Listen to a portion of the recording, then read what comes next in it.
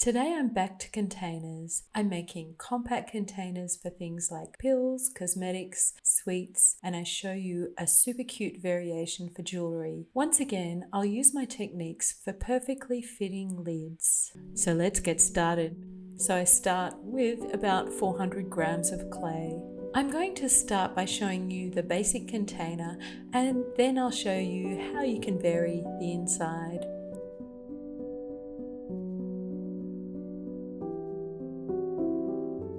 I'm using a fine, smooth clay that will make the trimming and finishing a little easier. So easier in the sense there's no grit or grog to disturb the surface as I smooth and trim. I think porcelain would be another great option for these containers.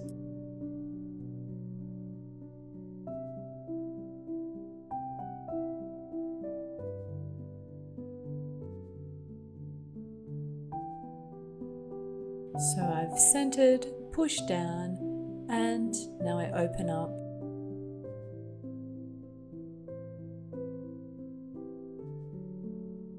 I bring up the walls and I angle them towards the center of the pot.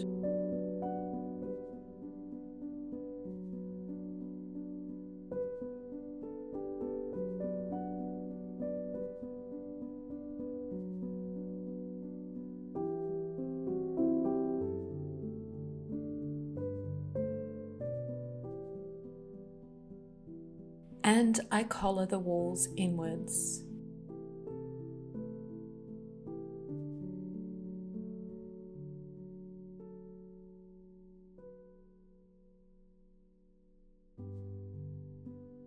I bring the top together to create an enclosed form.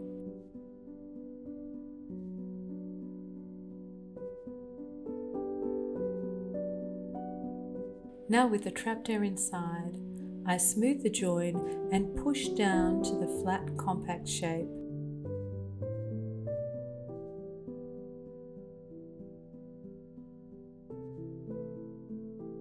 Now I trim away some of the supporting clay around the base.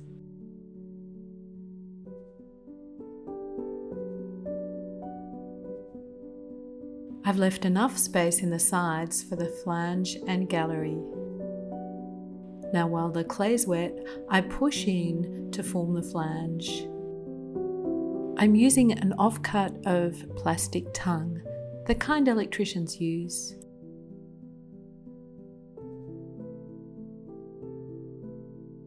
And that's it. I can set aside to dry. Be sure to release the pressure building up inside the form as the container dries. For this I use a pin tool at the base of the flange. Okay, I'm going to very quickly show you the variation for a jewellery box. So I'll speed through the centering.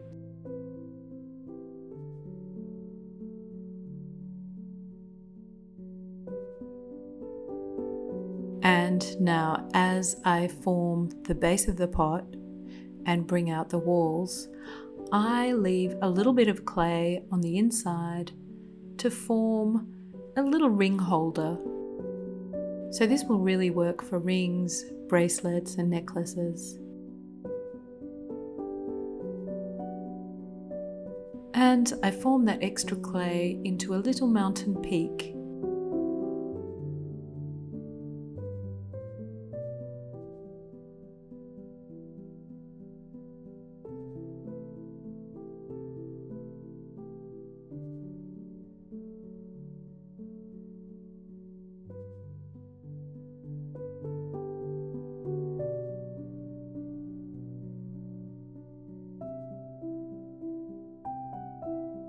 And now I can just bring up the walls and close over as usual.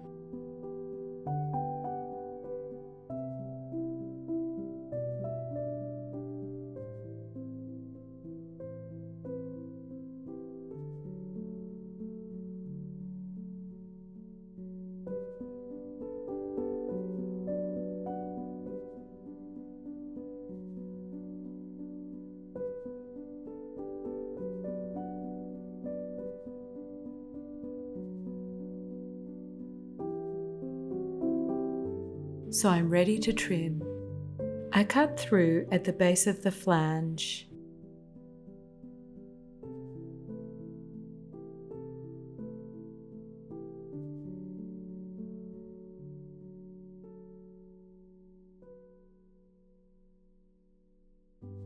And then I flip the container and tidy and compress the join.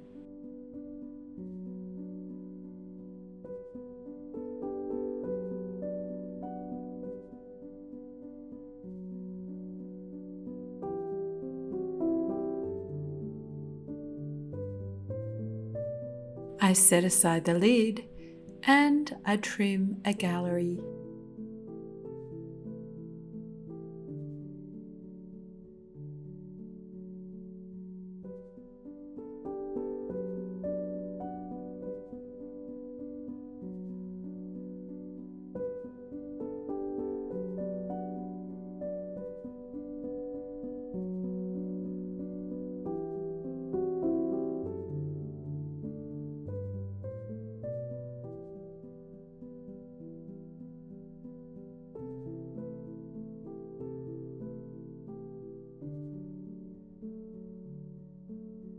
I check that the lid fits.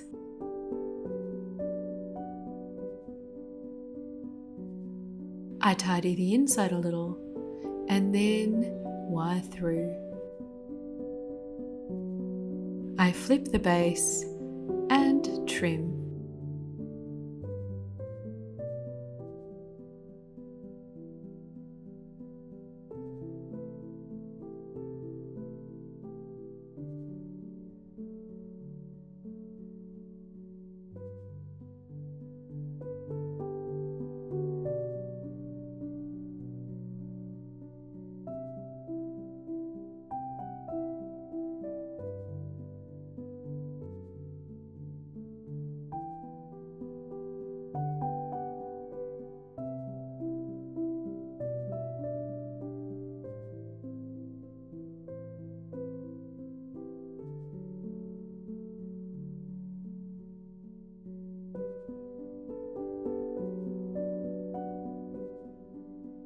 So let's check on our variation.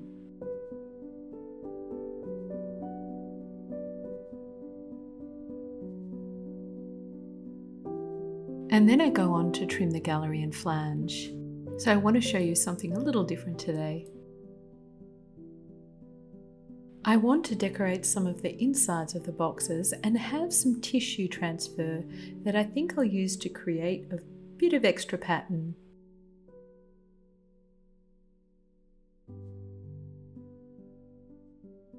I cut out some circles of the tissue transfer.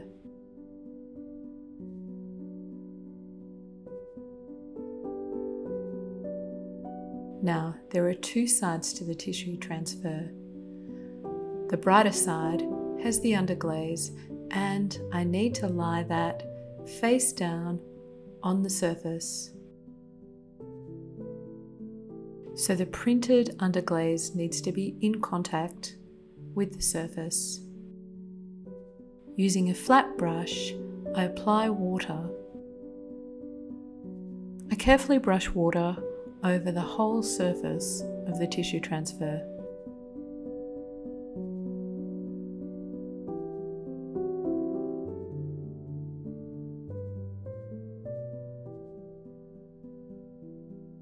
And I wait for the surface to dry. It doesn't take long.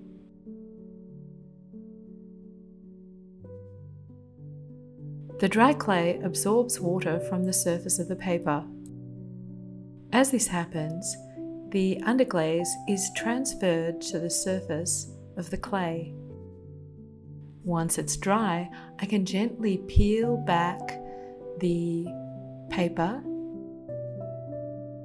leaving the underglaze decoration on the clay.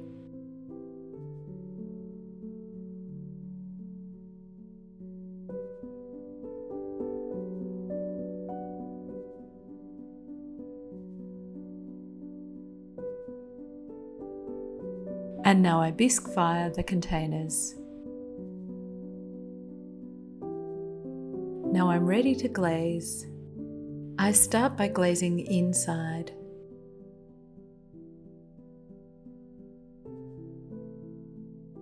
I wipe the gallery clean.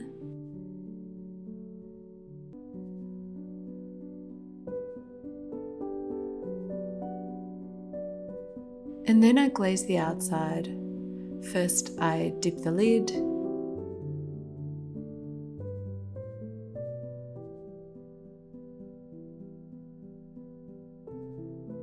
And then the base. I set together to fire. Firing together ensures the lids fit really well. If they do stick together, you can usually release them with a tap against a wooden surface or gently tap two vessels together. Canisters are some of the most useful objects I've made, and there's endless room for experimentation. If you want to know how to make taller canisters, check out my original video, Canisters with Lids That Fit Perfectly. And as always, happy potting!